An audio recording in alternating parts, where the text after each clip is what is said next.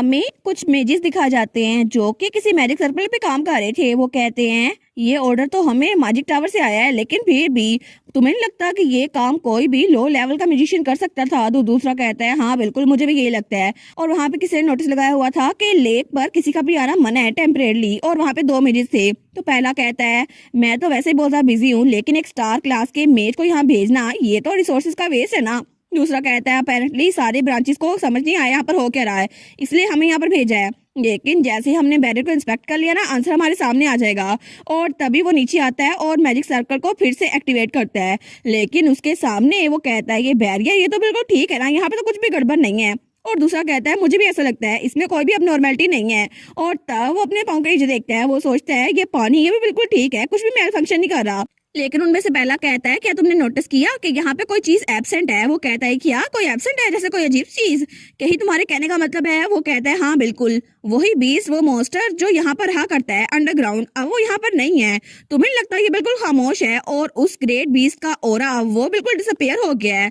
और वो great beast उसे उसी मिस्टीरियस आदमी ने पकड़ लिया था और उसके ऊपर बैठा हुआ था। तो तब अपने हाथ को देखता है, वो सोचता है वो बच्ची पता नहीं यहाँ पर क्यों आई थी और आखिर वो थी कौन। लेकिन इतनी इंटरेस्टिंग लड़की मैंने पहले कभी नहीं देखी, और मैं तो बहुत ज्यादा बोर हो रहा था, लेकिन अब मुझे बहुत ज्यादा अम्यूजिंग टॉय मिल गया है और मैं तो बहुत ज्यादा खुश हूँ। और दूसरी तरफ हमारी हीरोइन वो अपने हाथ को देखती है, वो सोचती है ये निशान ये जैसे मैंने सोचा था सिर्फ मुझे नजर आ रहा है, और इस निशान को मेरे अलावा कोई और नोटिस कर ही नहीं पा रहा, मेहन भी नहीं। और जब मेहन ने मुझे पकड़ा था ना, उसने कहा था माय लेडी क्या मेंशन में कुछ हुआ था, और वो पूछ रहा था मुझे कहीं चोट तो नहीं आई। लेकिन उसे सवाल पूछे तो थे, फिर भी मैं उसको बता नहीं पाई, और उसने ये निशान भी नहीं देखा। लेकिन आखिर में मैंने उसे यही बता दिया मुझे कुछ याद नहीं है, और इस तरह उसने मेरी बात मान ली। लेकिन वो सोचती है ये निशान मुझे उस आदमी की वजह से मिला है, लेकिन वो आदमी पता नहीं था कौन और कितना अजीब सा था ना। होपफुली मैं दोबारा से किसी वेट स्टफ में ना फंस जाऊं, और उसका वेट मतलब था क्राउन प्रिंस, क्योंकि वो 1 हफ्ते से आया नहीं था। वो सोचती है जितने आजकल हर कोई मेरे बारे में ओवर प्रोटेक्टिव हो रहा है ना, मैं तो सबसे दूर रहना चाहती हूँ। लेकिन तभी वहाँ पर कोई आता है, वो कहता है माय लेडी, और हमारी हम जब वहाँ पर देखती है तो वहाँ पे मेहन था जो कि पोनीटेल में बहुत ज्यादा प्यारा लग रहा था। वो कहता है अच्छा तो आप यहाँ पर हैं, आखिर में आप मुझे मिल ही गई। वो कहती है मेहन लेकिन तुम तो बिजी नहीं थे? तो मेहन स्माइल करके कहता है नहीं सारा काम खत्म हो गया। तो वो सोचती है मेहन तो आज अच्छे मूड में लग रहा है, शायद इसीलिए क्योंकि पिछले काफी दिनों से ये बहुत ज्यादा बिजी था। और वो सोचती है जैसे ही मैं उठी ना, तो मेहन ने मैजिक टावर के खिलाफ एक लॉसूट फाइल कर दिया, और इसके अलावा वो फैमिली भी इसमें इन्वॉल्व थी जिनका वो मेंशन था। लेकिन हर कोई मेहन से डरा हुआ था कि लॉर्ड मेहन तो बिल्कुल रेड लग रहे हैं और बड़े गुस्से में लग रहे हैं। लेकिन उन्होंने तो उस फैमिली ने हमारी हीरोइन को भी चिट्ठी लिखी थी कि प्लीज हमें बख्श दे माय लेडी, प्लीज हम वही करेंगे जो आप कहेंगी। लेकिन हमारी हीरोइन सोचती है अपने खून से उन्होंने लेटर लिखा है। लेकिन आखिर में वो वर्डिक्ट हल्बन फैमिली के फेवर में आ गई थी, और उसके बदले में उन्हें बहुत सारा कंपनसेशन मिली थी। तो तब मेहन वो उसको बाहर लेके जाता था, वो कहता है कंपनसेशन हमें आज ही मिली है तो सब कुछ हैंडल हो गया माय लेडी, लेकिन ये सब कुछ हमने आपके लिए सिक्योर कर दिया है। तो हमारी उन कहती है क्या, लेकिन क्यों? वो कहता है इसको अपने लिए अलाउंस समझे, और वहाँ पर उसका बटलर और यूनी भी थी। उन्होंने एक बैनर पकड़ा हुआ था यंग लेडी की पहली अलाउंस, और वहाँ पे बहुत ज्यादा सोने के सिक्के थे और बहुत कुछ था। वो सोचती है आखिर मुझे की जरूरत होगी इसकी। लेकिन मेहन कहता है अगर आपको कोई चीज चाहिए तो हम आपको लेके दे सकते हैं, प्लीज हमें बताएं। वो कहती है कोई चीज मुझे चाहिए, लेकिन वो सारी चीजों को देखती है और मेहन का हाथ छुड़वाती है। वो कहती है नहीं मुझे कुछ नहीं चाहिए, और ये सब कुछ मैं चाहती हूँ कि इसको मेहन को बोनस के तौर पर दे दूँ। वो कहता है क्या? वो कहती है हाँ हाँ बिल्कुल, और मेहन और मेरी चाइल्ड केयर टीम मैं चाहती हूँ कि सबको मैं ये सब कुछ चीजें दे दूँ। और वो कहती है मेहन और चाइल्ड केयर टीम वो किसी भी दिन छुट्टी नहीं कर सकते, और तुम लोग को हर दिन मुश्किल से गुजारना पड़ता है, इसीलिए मैं तुम लोग के जख्मों को मनी के जरिए हील करूंगी। तो सब लोग बहुत ज्यादा शौक हो गए थे। वो लोग कहते हैं क्या सच में इन्होंने ये किया? तो मेहन कहता है कि तुमने स्फीयर में ये रिकॉर्डिंग की? वो कहता है जी जी बिल्कुल। तो हमारी कहती है एक्सक्यूज मी मैं सिंसियर थी, लेकिन वो कहती है मैं सच में इसे आप लोग को देना चाहती हूँ। तो मेहन उसके पास आता है, वो कहता है मुझे पहले ही आपका दिल मिल चुका है तो मेरे लिए काफी है। वो कहती है लेकिन मैंने तो तुम्हें अपना दिल नहीं दिया ना। वो कहता है लेकिन मैंने तो ले लिया ना, प्लीज, क्योंकि मैं आपकी मोह हूं ना। तो वो सोचती है ये तो स्माइल करते हुए अच्छा लगता है, लेकिन फिर भी ये अपना फेस कार्ड यूज कर रहा है। तो तब वो कहती है फाइन, लेकिन फिर भी चाइल्ड केयर टीम तो इसको एक्सेप्ट करेगी ना। तो चाइल्ड केयर टीम में यूनी कहती है अगर आप हमें इन्वेलप में देना तो हम इसको ले लेंगे। और वो कहती है ये यंग लेडी की तरफ से मेरा पहला बोनस होगा। तो बर्नार्ड भी कहता है जी जी बिल्कुल, मैं तो इसको संभाल के रखूंगा। वो सोचती है मैं इनको चार्म नहीं दे रही, मैं इनको सैलरी दे रही हूँ। लेकिन तब वो उनके लिए इन्वेलप बना रही थी तो यूनी बड़ी खुश थी। तो हमारी सोचती है मैंने ये किया क्योंकि उन्होंने इंसिस्ट किया था। लेकिन मेहन वो स्माइल करते हुए सोचता है मैं तो फिक्रमंद था कि वो काफी लंबे अरसे बाद उठी हैं, लेकिन अच्छा हुआ कि वो फिर से अपने यूजुअल सेल्फ में हैं। और अभी के लिए मुझे यंग लेडी की रिकवरी पे फोकस करना चाहिए। और इसके अलावा मैंने नॉर्थ में पहले ही जैरन को पूरी इन्फॉर्मेशन दे दी है, अभी तक उसको पता चल गया होगा। और तब हमें नॉर्दर्न फ्रंट लाइन दिखाई जाती है, जहाँ पे हमारे हीरो का फादर था ग्रैंड ड्यूक। तो वहाँ पर उसका स्पाई खड़े थे, तो उनमें से कह रहा है क्या सच में लेडी एरिनल कोलैप्स हो गई थी। तो जैरन अपने कान बंद कर लेता है। वो कहता है मैंने तुम्हें कितनी बार बताया है, लेकिन वो लोग आपस में बातें कर रहे थे कि अमीहन उनका ध्यान नहीं रखता, आखिर यंग लेडी हर बार कोलैप्स क्यों रहती हैं। तो जैरन कहता है मुझे यही बताया था वो कोलैप्स हो गई हैं, लेकिन मुझे डिटेल नहीं बताई। दूसरा कहता है कम ऑन, वो तुम्हारे साथ बात कर रहा था और तुमने इंपॉर्टेंट पार्ट पूछा ही नहीं, वो बेहोश क्यों हुई थी। वो कहता है मेरी बात सुनो, अमीहन जो चाहता है ना मुझे रिपोर्ट करता है और फिर हैंग अप कर देता है। मैं बहुत ज्यादा ट्राई कर तो रहा था, लेकिन उसने रिप्लाई नहीं दिया। अब ये मेरी गलती कैसे हुई। दूसरा कहता है फिर भी वो लॉर्ड मेहन वो बात का जवाब क्यों नहीं देते। और तभी दरवाजे पे कोई था जिसके हाथ में तलवार थी। वो कहता है बस बहुत हो गया, अब काम पे वापस लौटो। तुम लोग को लगता है सारा काम खत्म हो गया। और उसकी तलवार से खून बह रहा था। तो तब वहाँ से पीछे पलटने लगता है और उसके बाल हमारी हीरोइन की तरह थे। तो तब जैरन सोचते हैं आज तो बहुत ज्यादा गुस्से में लग रहे हैं ये, लेकिन उनका टेरेबल मूड है, अगर मैं इनको आज ये खबर दी तो शायद उनको बुरा लगेगा। लेकिन वो कहता है एक्सक्यूज मी सीनियर, असल में मुझे आपको एक रिपोर्ट देनी थी। तो वो मुड़ता है, वो कहता है अच्छा बताओ मुझे। तो तब जैरन कहता है मुझे पता चला है कि यंग लेडी यानी कि आपकी बेटी वो कोलैप्स हो गई थी। तो तब हमारी हीरोइन का डैड वहीं पर रुक जाता है। तो वो आगे बताते हुए कहता है और अपेरेंटली वो कई दिनों तक उठी नहीं थी, इसीलिए ये खबर हमें लेट पहुंची है। लेकिन असल में तो तब उसका डैड आगे बढ़ने लगता है। तो जैरन कहता है मुझे आपको और भी रिपोर्ट करना है। तो तब ग्रैंड ड्यूक कुछ नहीं बोलता। तो जैरन सोचता है आज का दिन तो ये कुछ ज्यादा गुस्से में लग रहे हैं। लेकिन तभी ग्रैंड ड्यूक वो उस ग्लोब के पास आता है जो कम्युनिकेशन डिवाइस थी। और तब वो वहां से मेहन को कांटेक्ट करता है। तो मेहन कहता है माइली क्या आप है।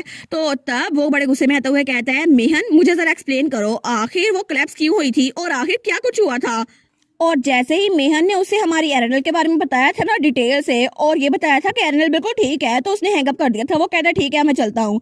तो मेहन सोचता है क्या हो रहा है यहाँ पर, आखिर ये फिक्रमंद होने का नाटक ही तो कर सकते थे ना, लेकिन क्या पहले कुछ हुआ है। और आज तो कुछ ज्यादा गुस्से में लग रहे हैं और मुझे लगा था इनको अपनी बेटी में इंटरेस्ट नहीं है, लेकिन फिर भी ये बदल क्यों नहीं जाते। और पहले उन्होंने कहा था अच्छा अगर वो उठ गई है तो फिर ठीक है, और अगर उसे कुछ भी हुआ तो पहले मुझे रिपोर्ट करना।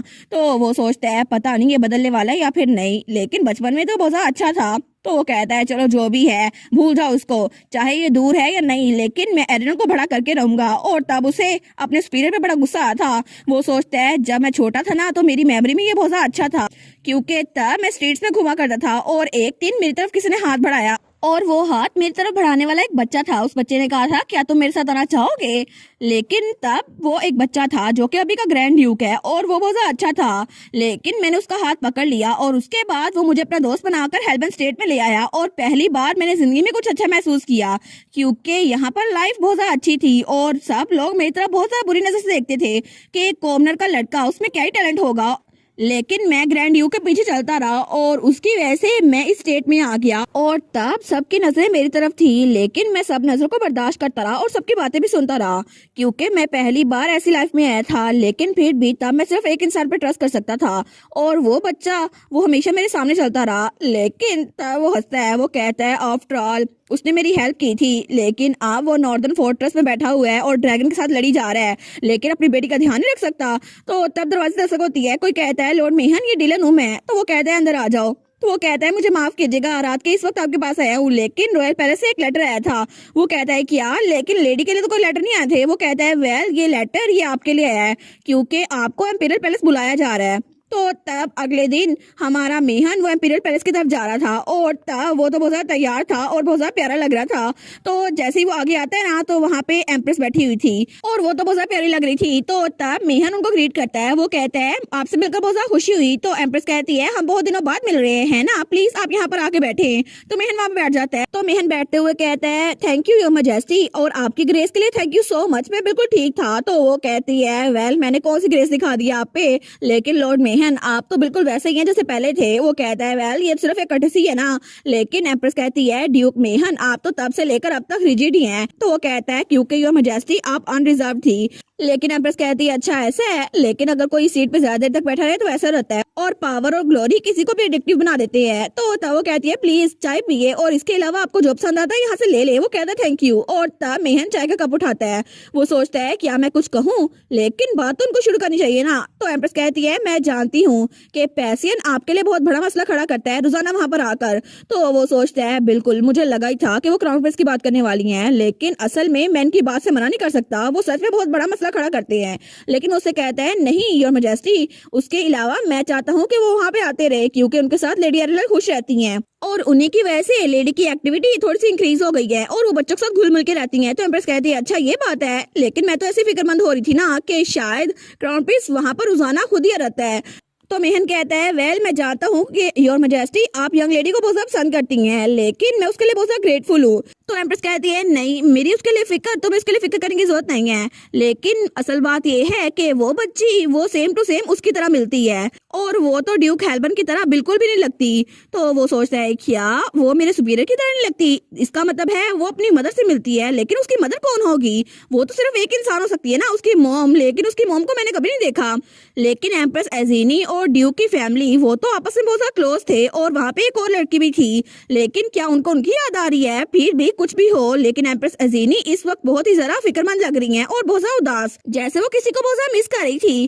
तो तब एम्प्रेस कहती है ड्यूक मेहन क्या आपको पता है उस बच्ची की माँ कौन है? तो हमारा मेहन कहता है नहीं मुझे अभी तक इस बारे में कुछ नहीं पता। तो एम्प्रेस कहती है बाय एनी चांस क्या आपको कोई गेस है? तो मेहन कहता है अनफॉर्चुनेटली मुझे इस बारे में कुछ भी नहीं पता क्योंकि ड्यूक हेल्बन ने मुझे इस बारे में कुछ भी नहीं बताया और वो अपनी पब्लिक और प्राइवेट लाइफ को अलग अलग रखते हैं। तो एम्प्रेस कहती है कहीं ऐसा तो नहीं कि जब आप उनके साथ नहीं थे तो तब वो किसी लड़के के साथ थे और तब एरिनल पैदा हुई? तो वो कहता है ऐसा हो सकता है। तो मेहन सोचता है जहाँ तक मुझे पता है ना ड्यूक हेल्बन तो कभी किसी लड़के के पास नहीं गए और वो तो सिर्फ ड्रैगन के साथ लड़ाई की वजह से मशहूर है। तो एम्प्रेस कहती है अच्छा ऐसी बात है? वो कहता है बाय एनी चांस क्या आपको पता है कि मेरे स्पिरिट के बारे में कुछ भी, जैसे कि वो नॉर्थ में क्या कर रहे हैं और वो वापस कब आने वाले हैं? तो एम्प्रेस कहती है वेल इस बारे में एम्पर को पता होगा, लेकिन उन्होंने ये बात मुझसे सीक्रेट रखी है। तो मेहन सोचता है क्या एक डिवोटेड हस्बैंड जो अपनी वाइफ के लिए बहुत ज्यादा पागल है वो एम्प्रेस से ये बात छुपा के रख रहा है, लेकिन क्या एम्पर को भी पता है या फिर नहीं? तो एम्प्रेस कहती है लेकिन अगर मैं गेस करना चाहूँ ना तो ये सब कुछ वो लेडी एरिनल के लिए कर रहे हैं क्योंकि वो चाहते हैं कि वहां से ड्रैगन्स का खात्मा कर ले, लेकिन वहां पे वो कोई चीज ढूंढ रहे हैं। तो मेहन सोचता है अच्छा ये बात है। तो एम्प्रेस कहती है उसके अलावा भी यंग लेडी एरिनल वो बहुत ज्यादा एंडियरिंग है और वो तो बहुत ज्यादा लवेबल है, मेरा दिल करता है उनको हमेशा देखती रहूं। तो मेहन कहता है जी जी बिल्कुल वो तो बहुत ज्यादा प्यारी है ना। तो एम्प्रेस कहती है ड्यूक मेहन आपसे मैंने ये एक्सपेक्ट किया था, आप तो एक जीनियस है, लेकिन मैंने कभी सोचा नहीं था कि चाइल्ड केयर के तौर पर आप इतना टैलेंटेड होंगे।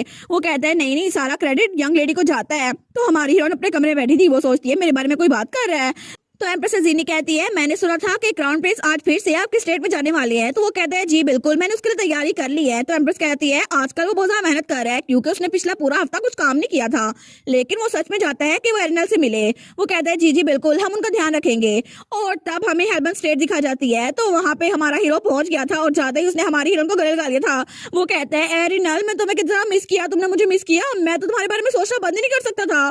तो हमारी हीरोइन सोचती है मैं तो अभी से थक गई हूँ। तो वो तो उसको छोड़ ही नहीं रहा था। वो कहता है प्लीज एरिनल मैं तुमसे मिलना चाहता, मुझे बताओ ना तुम्हें मुझे मिस कर रही थी, लेकिन मैं तुम्हारे पास दौड़ता चला आया। तो हमारी हीरोइन उसको दूर धकेल देती है, वो बेचारा वो कहता है कि तो तब हमारी हीरोइन सोचती है सच में पूरा हफ्ता हो गया है लेकिन मैं अपनी पीसफुल लाइफ को एंजॉय कर रही थी। तो तब पैसन बेचारा वो तो रोने वाला हो गया था। तो तब एरिनल पैसन की तरफ देखती है, वो सोचती है फिर भी इस अनोइंग वॉइस के अलावा भी मैं सच में बहुत ज्यादा लोनली फील हो रही थी। और तब उसके सर पे रखती है, वो कहती है हाँ बिल्कुल ये ठीक है। तो पैसन बड़ा खुश हो गया था, वो कहती है अब तुम खुश हो? वो कहते हैं हाँ हाँ मैं बहुत ज्यादा खुश हूँ। लेकिन तब वो सीरियस होते हुए कहता है एरिनल मैं सच में तुम्हारे बारे में सोच रहा था जब हम लोग बिल्कुल दूर थे। वो कहती है अच्छा किस बारे में? तो वो कहता है उस बारे में जैसे मैं एक्ट कर रहा था, मुझे सच में तुम्हारे बारे में फिक्र होनी चाहिए थी। वो सोचती है क्या किस बारे में? तो वो कहता है इसीलिए मैंने कुछ और भी प्रिपेयर किया है। और तब वो कोई चीज निकाला था। तो एरिनल सोचती है आज इसको क्या हो गया, बहुत ज्यादा सीरियस लग रहा है। तो तब उसने बहुत लंबी शीट निकाली थी, वहां पर लिखा था तुम भी एरिनल तुम भी एक स्वॉर्ड मास्टर बन सकती हो। और वहां पे वो पेज तो बहुत ही ज्यादा लंबा था, वो तो खत्म ही नहीं हो रहा था। और उस पे जो इंस्ट्रक्शन थी ना वो तो रफंजल के बालों से भी ज्यादा फैली हुई थी और गेहम भी उसको पकड़ रहा था। तो तब वो कहता है तुम्हें क्या लगता है क्या ये अमेजिंग नहीं है? तो हमारी हीरोइन वो दिल में सोचती है क्रेजी बास्टर्ड, सच में तुम अपने पैलेस वापस क्यों चल जाते? तुम्हें मुझे स्वॉर्ड मास्टर बनाना है लेकिन मैं तो हिल भी नहीं सकती ना, तुम्हें ये बात समझ नहीं आती?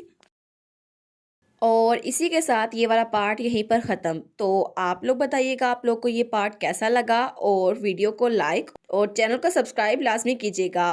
बाकी वीडियोस का लिंक भी स्क्रीन पर नज़र आ रहा होगा तो काइंडली उनको भी चेकआउट कर लें। और thank you so much for watching my videos. Stay safe, bye bye.